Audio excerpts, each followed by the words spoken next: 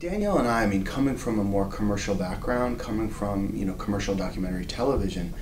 I think it's fair to say we actually weren't really aware of how much funding is actually out there. There actually are a number of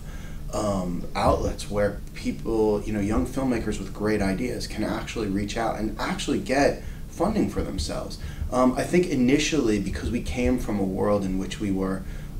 given budgets and handed films or ideas and went out and made them, I think our knee-jerk reaction initially was to self-finance, and I know that's not an option for a lot of people, and frankly it wasn't really an option for us, but we did the best we could. I do think no matter what happens, films cost a lot of money. I mean, you can read those things, you read those stories sometimes where someone pulled it off on $5,000 or $7,000, but I sometimes feel those are misleading because someone had access to equipment or editing facility, and thankfully the technology is getting cheaper, making it easier for people to at least afford that side of it. But nevertheless, it is a huge endeavor, a lot of these projects. And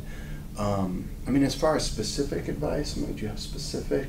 where to go? Yeah, I know that the Tribeca Film Institute recently started a fund for this purpose, for character-driven stories that may not necessarily have a social issue attached to it, because I think it was out of a recognition that a lot of the funding does come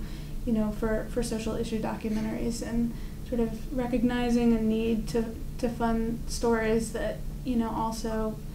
are simply strong because there's a